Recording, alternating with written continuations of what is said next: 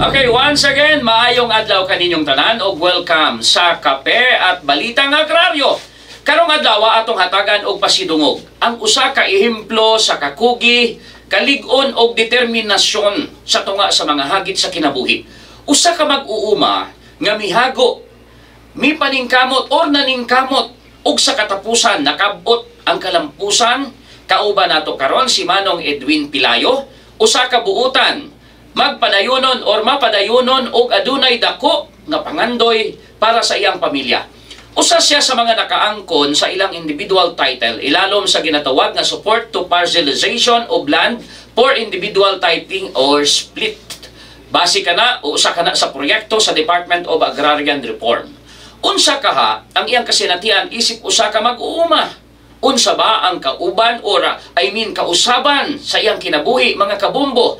Pagkahuman nga madawat niya ang iyang kaugalingong titulo ug unsa pa ang iyang mga pangandoy alang sa kaugmaon. Paminawon nato ang iyang istorya nga puno sa inspirasyon. Maayong adlaw Manong Ed. May aga po bumbo dyan. Ako gali si Edwin Pilayo, isa ka ARB sa DAR ng edad og 52 anyos, isa sa barangay na Talbatong nga ARB. Manong Ed, pwede ba nimo nga ipaambit sa imong o ang imong kasinatian isip ka kun usa ka mag-uuma? Unsa ba ang imong mga hagit ug mga kasakit sa kinabuhi sa wala pa nimo nadawat ang imong titulo? Sa karong gid, sa unang panahon gid, perti kami ka pobre, kawala-wala gid. Sa katong wala pa gipakuan sa mo ang isa ka beneficiary sa duta. Nya karon isa na ako ka beneficiary gikan sa perti ka pobre. Halos nga dili pa gid maka-eskwela, halos makakaon mga kuanang sa sakadto kay do kaduha lang gani halos.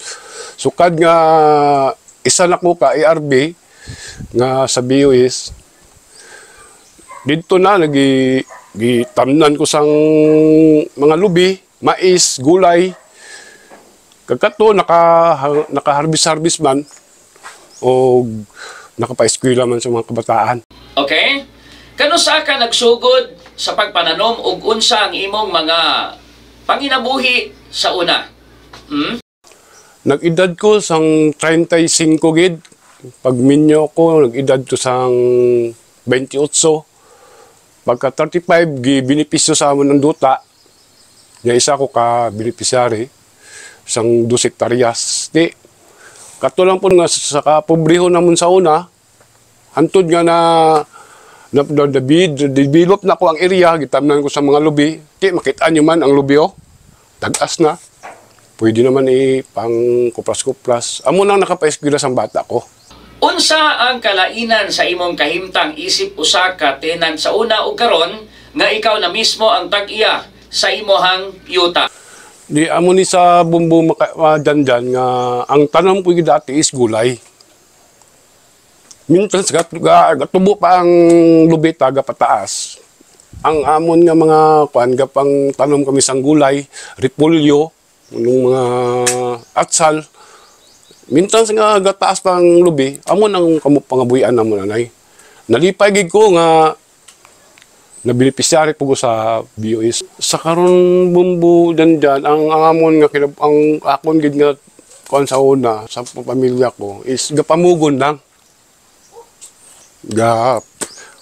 Ano na lang may unsa na lang mahubuhat para mabuhi lang aton nga pamilya. Mamugon. So tag una-una pa nga sweldo dati is 150 pa lang to. Igo lang gid pamalit sang bugas. Mangsudan daw ay na gani. Nga mabuhi lang gid. Mamugon ta sang pinya, hilamon sang pinya, amo lang gid amo nga makuha namon sa una diri. Nga mamugon sa mga gulayan. Sa tinan pa kumamperti kapigado gid. Amo lang ginaantos lang gid ang kapigado.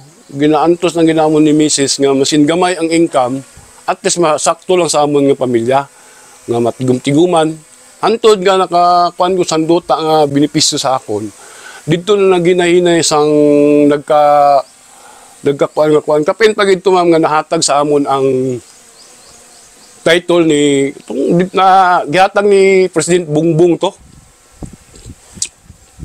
Tung dito mi sa Marbil nga perti kalipay namon nga kaubod namon nga mga ARB katong natagaan og mga title. Amo na to nga nag perti gyud mong kalipay sa to. Nga amo ni nya nagkapankuan din kami nag-istorya sa aming mga beneficiary nga lani pati atong bayaran sa BUS di na takabayad sa to. Kaya amo gito nasulti pod ni Bongbong nga way nagidopod sang mabayaran ang mga benepisyo sa lut. Oh, sa ako naging makadto si Bumbo nandyan kay sa karon manggod sa wala sa hinahinay na ako nga harvest ako ang lubi sa elementary pambata ko. Mao na lang ang nakapag-graduate sa elementary, high school, hantod nag-college. Bitaw, ano? Grabing kalipay kung ikaw na ang kwan mismo, tag-iya sa yuta, di ba? Human mo madawat ang imong titulo, unsa ang mga kausaban sa imong kinabuhi? Unsa na ang mga tanom nga imong ginapadako karon? Mais o gulay nga kamatis ara sa babaw. Kani may aram punta pinya nga private. Bitaw, no? Bisag ka, usa ka farmer or ang usa mangud ka farmer, sir, dapat kwan gyud i-implement kinato kanunay ang integrated farming. Kanang bisag unsa na lang ang atong itanom. Okay. Sir Ed, makita nato ano, nadaghan na ka og mga tanom og siguradong ang kita ani kay imo naman tanan tungod kay ikaw na syempre ang tag-iya sa yuta. Unsa pa ang imong gibati og plano sa kinabuhi o sa umaabot? Sir Ed? Napag bum dyan kay na po yung mga prutasan.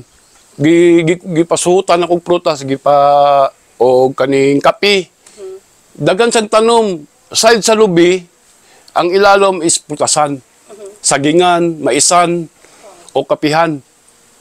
Mo na nakaroon ng nakakuan sa lupa nga akon nga na tenants gyud.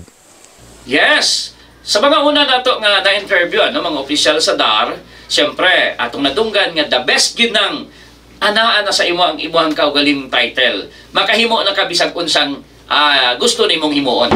Karon unsa ang imong inspirasyon sir nga nagapadayon pa sa imong paningkamot aron nga mapaangat or mapataas pa gyud ang imuhang pamilya gikan sa kakabos? Manong Ed? Na-experience na ako sa una, ma'am, nga ako ga-drive po ko sa Jinsan dati. Amo lang ang imong income. Amo lang gid na ang makuha niya. Makadto ko sa bukid sa farm na ton. Amo lang gid na mamugon. Nga mabuhi lang ang aton nga pamilya. Hantod nga nakuan sa ako ng duta nga akong gikuanan. Dito na nga nag-arang-arang ang pangabuhi. Okay, tama gyud na, no? So, sa wala pa nimo madawat ang imong titulo, pila ra ang imong ginakita, sir? O karon nga tag-iya nakasayuta, unsa na ang kabag-uhan sa imong kita o syempre sa panginabuhi nimo? Sa kuan pa sa na bumbo dyan, dili gina ako masulti ang income nga amo ni kadako kay sa unang panahon manggod sa pag-asawa ginahon, dili pa to kayo lala ang presyo sa mga palaliton nga makapalit pa ka sa una o kinilo kay ang adlaw ato sa mamugon ka is 150. Unya ipalit mo bugas sa una makapalit naman ka 50 isa gantang na. May ara pa ka nga pamalit jud ang 50. Di ang 50 mo nang savings mo sa pamilya. Sa karon nga makapasaka ko sa akon nga mga lubi, makita niyo man sa akon nga likod. Malapad-lapad pa yung mga dito. Bumbo dyan, pa yung mga dito. Unya nga akon nga mga income gid sini is 30,000 per 3 months lang. So, bita no? Daghang mga inspirasyon or daghang mga pultahan ang naabli basta na kay land title. Okay, Manong Ed, unsa na ang imuhang maingon nato butang nga imong napundar tungod sa imuhang kakugi sa uma? Aduna ba kay dugang nga mga tabang nga imong nadawat gikan sa DAR gawa sa titulo, Sir Ed? Ang ahinsa sa gobyerno mga nahatag sa PCE is kaning mga among lubi ma'am gikan gina sa government sa PCE. Okay. Unya gitagaan ko mi sa DAR og mga katong sa tong project nila nga ang gihatag atong mga similya gulay. Oh, may mga trainings po nga gihatag sa mo sa DAR. Halos taga bulan ga training mi. Sa DAR lang para dito mo nalipay gid mi sa Darmam nga sila pod gatabang pod sa mua. Og ang DA, mao ra po na siya. Nami training dati sa Esplate, na po may training sa basta dagan mig training man sa pagtanom. Nami gid training gapon mi sa Tagadar. Sakyanan nga elf og medyo traktor nga katong gamay. Nga gitagaan po mi sa DA og katong dako pod nga traktor. Di pa kayo ma'am, kayo ang among pan-tracking di na may problema kay naa naman ang among elf. Ang elf ug ang traktor sa pagbungkal sa mong yuta na ang mga traktor ang nga gihatag sa dar. Dagan pa ang gipanghatag sa dar, mga drum na mo tanan halos dire. Mao na ang ginapanggamit namo karon sa mong mga kaumahan.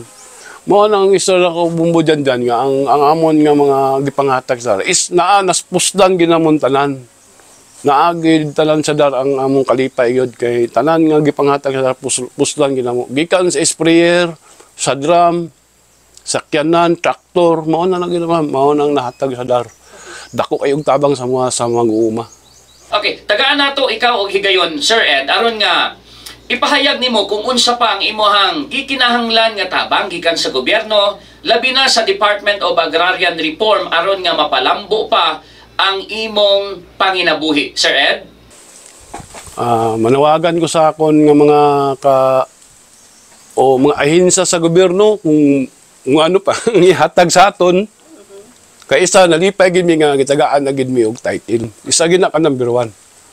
Nga ang pangalan ng title is ako na gid. Amo gid ang pinaka dako na mo nga kalipay nga wa na gid may problema kay amo na gid ang duta. Amo na lang manawagan lang ko sa mga ka-ARB nako og kay para makatanom-tanom sila sa tanim sang lubi. Lubi, saging, mais kung pwede itanom ninyo. Mga mais para magmintas ng inyong anak ng gagmay pa. Pwede pa mo tanom sinunsang itanom. Akon bumbo dyan. Akong bata, isa lang is graduate na gid siya. Nana sa Europe ron. Tungod sa kanilang lubi. Saging gulay. Mao to no ang giingon sa DAR no nga daghan pa sila og tabang nga pwedeng mahatag ilabi na sa mga farmers nga gapanginahanglan. Og sa imong mga kauban nga ERBs sa Manong Ed o Sir Ed ano nga wala pa nakadawat sa ilang mga individual title, unsa ang imong mensahe alang kanila? Atong wala pa nakadawat silang title, hulat lang gyud mo sa inyong title kay naagi na madawat gina ninyo ang inyong individual title nga gihatag sa Tagadar o gihatag ni President Bongbong. Masin di sa mua okay na kayo kay nakatanang pamilubi, may gulayan pa, may maisan pagid. Encourage na nako katong mga ibanda nga mga ka-farmers nato nga kapareha sa mua nga tanom lang nga tanom. Maabot ginaton ang aton nga pangita nga kasinsuhan. Kami, nalipay kayo mo, kami mga ka-farmers na kauban sa kuha sa IRB. Unta, o unsa po ako ang natanom punta ninyo, o lubi-lubi, gulay, o unsa na lang itanom. I-encourage kin ako sa mga katong mga beneficiary nga mag-ugmad o magbungkal sa tuwang kayutaan para maasinso ta. Wow! Very inspiring, ano? O para sa DAR, o sa uban pang ahensya sa gobyerno, nga nitabang kanimo sa pag-angkon sa imuhang dugay ng ginahandom nga yuta, unsa ang imuhang mensahe para kanila, Sir Ed? Pasalamat ko kay President Bongbong Marcos nga sa iyang administrasyon karon nga gihatag sa mo ang individual title o kay DAR Secretary Estrella nga mao po'y hatag pud sa mga diri sa Mindanao o diri sa Soc Sergeant area. Dagan kayong salamat nga kasing-kasing ginamo nga pagpasalamat sa inyo ha. Nga nakuan na gyud na human na gyud ang among o katong mga wala pa nakadawat ya. Pwede pud nga masigurato ng ninyo. Ug dagang kayong salamat gyud sa mga ahensya tanan gikan sa kay Bungbong ug tanan-tanan nga mga ahensya sa gobyerno nga nanghatag sa mua. Daghang salamat.